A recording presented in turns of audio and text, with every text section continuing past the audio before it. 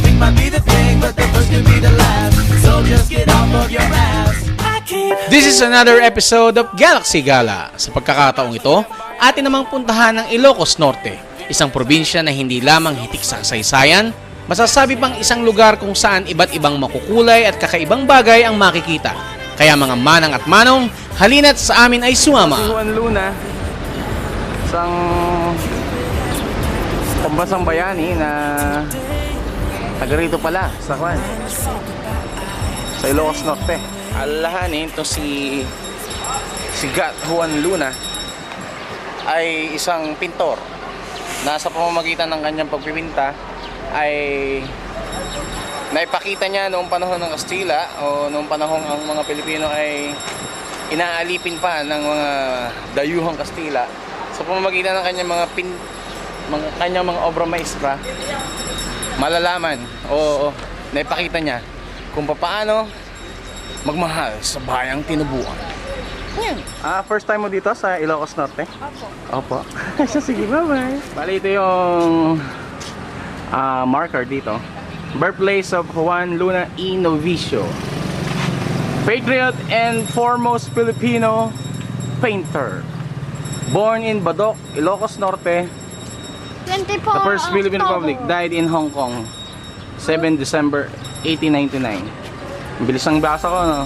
Kasi ito naman yung sinasabing ito yung structure ng bahay ni Juan Luna. Aming unang binisita ang tahanan ng tanyag na pintor at bayani noong panahon ng mga Kastila, si Juan Luna.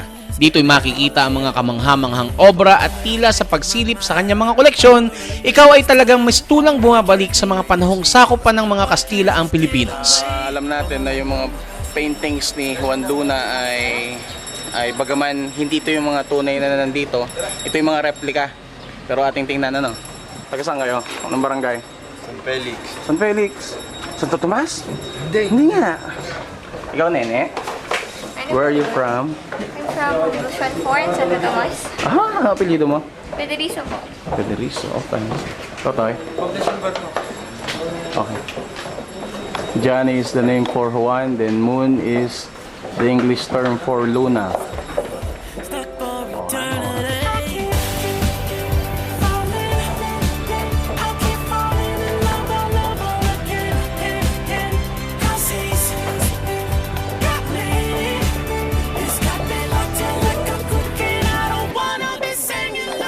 Bali talaga makikinita na ang isa rin sa mga gustong ipahiwatig ni Juan Luna nung sa kanyang mga pinta ay ang pamumuhay noon, no? Ito, kagaya nitong tatlong kababaihang ito.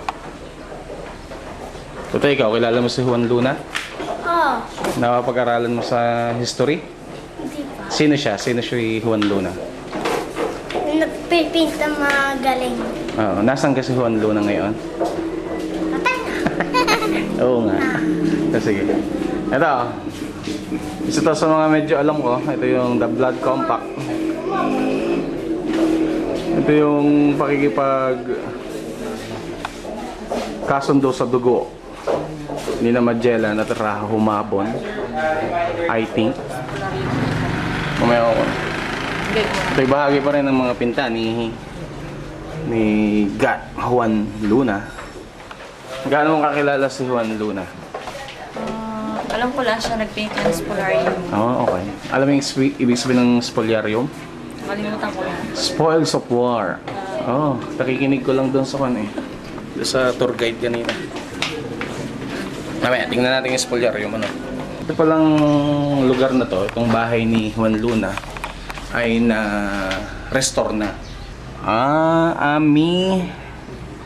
Ami Querida Hermana, Nena. Bali, yung hermana is sister. Bali, kapatid pala niya. Yan o. Ay mga yan, na-restore na rin yan. Original. Ina-original ng Juan Luna. Ayan si Juan Sacco. Maganda t-shirt niyo, sir, ah. Sir, ano lang po ito? Nabili ko lang kasi para lang sa... Okay, nasa baha. Nakalubog sila sa baha. Apolinario tsaka si Hinto Andres. Oo. Gagawa rin ako niyan minsan. Sir, pa sa palagay nyo, gaano kalaki ang naitutulong nitong museum nito? Sir, Particular sa mga bagong henerasyon. Number one, syempre sa history po. More on background sa history, and second po yung heritage natin. Siguro malaki rin yung epekto nito doon sa mga mahihilig sa arts. Yes sir, most probably. Kasi po minsan ang province of Ilocos Norte, dito po hiniheld ang kung meron silang art festival. Okay. So dyan, you should be proud na taga rito sir, si Juan. taga rito po si Juan Luna. Yes sir, Johnny Moon. Johnny Moon. Okay, thank you. Thank you sir. Are you aware of this painting? Yes, I am. Oo. Alam niyo ba? Hinati Alam niyo yan ba? sa dalawa. Bakit? Nasaan ang isa? Hindi, kasi dati, parang yung isa, hindi, actually parang inangkin siya ng mga Spaniards, Oo. gano'n. Tapos, hinati sa dalawa, kasi nga, syempre, isasakay sa barko yata, gano'n. Tapos na. Ayun lang. Basta kinuha siya ng Pero doon sa yung original painting, nasa National Museum, dalawa. Oo, dalawa. Dalawang bahagi na talaga. Kaya makikita niyo yung hati talaga sa gitna. Spoliarium, tutoy. Ang ibig sabihin niya na spoils of war. Ibig sabihin, ayun yung mangyayari pag may gera, luma. Dito naman tayo sa bandang taas ng bahay ni Juan Luna. At dito nakalagak ang isang replika ng isa sa mga pinaka-controversial na painting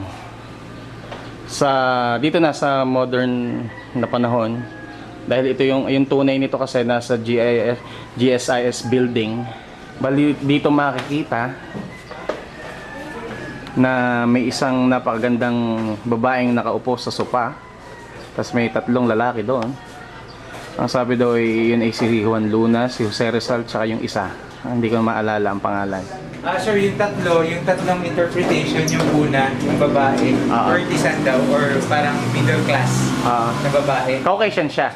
Sir, Spanish lady. Tapos yung pangalawa, yung tragic incident, personal life ni Juan Luna. Kasi nga, napatay niya yung asawa, yung mother-in-law. So yung babae, considering yung wife niya, nagkaroon po ng affair sa isang French doctor. Kaya dalawa yung baso. And may okay. top hat and coat po. Top hat, yan. Yes, top hat. Parang kita nila itong tatlo. Yung tatlo po is, ano po sila, yung identity is Jose Rizal, Juan Luna, and Dr. Ariston Bautista. Okay. And then, yun po, yung pangalawa. And then, yung pangatlo, yun na po, yung being the, yung silhouette po. Nasaan? Silhouette? Silhouette ng babae po. Okay. According to UP Fine Arts. Ma'am, yung buong Oo nga, no? Yun po yung prominent. Pero andito ma'am yung Luzon eh. Itong area, hindi po nila sinama yung head. So kapag ganun siya, actually nandito. Pero nakukuha ko na So inverted po. na ng Pilipinas. Opo. Tapos yung Diario, The Echo of Paris, yun yung parang French Revolution po, na nagkaroon ng parang doon po tayo kumuha. Doon na-inspire yung mga bayani noon. Yes.